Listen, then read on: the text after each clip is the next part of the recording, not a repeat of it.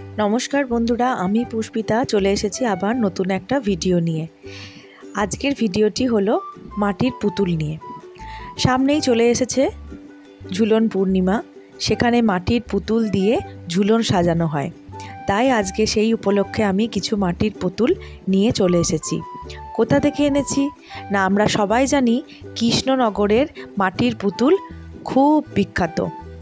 तो সেই কৃষ্ণনগর থেকে কিছু মাটির পুতুল নিয়ে এসেছি আর সেই রিভিউ আপনাদের সাথে শেয়ার করলাম।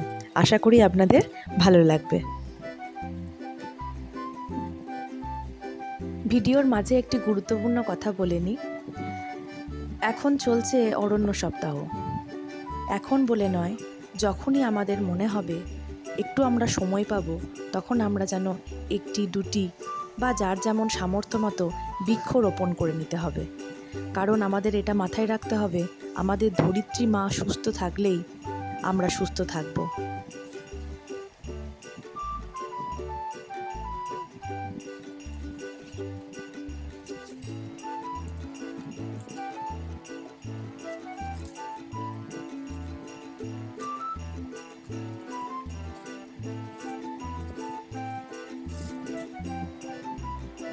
আমি কিনে নিয়েছিলাম এই ফল বিক্রেতাটি।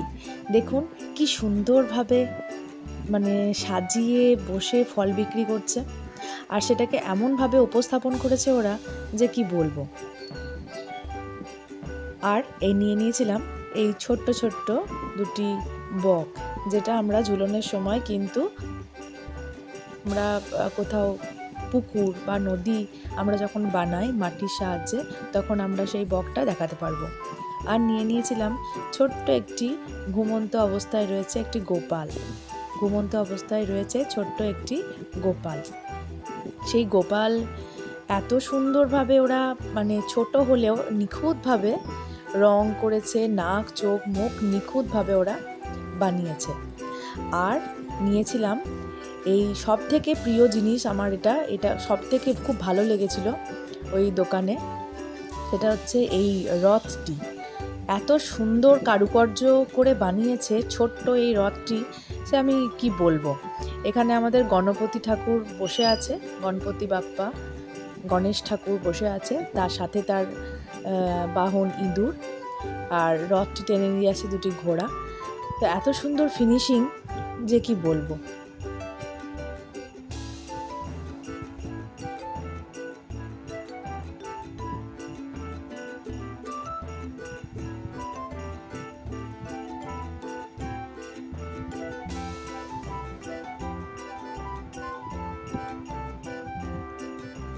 কৃষ্ণনগর থেকে এই পুতুলগুলি আমি কিনে নিয়েছিলাম এবং এই পুতুলগুলির দাম খুব বেশি তা নয়, সুলভ মূল্যে আমি পেয়েছি। তাহলে আশা করছি আপনারাও যখন কৃষ্ণনগর ঘুরতে যাবেন তাহলে মাটির পুতুল কিনে আনবেন।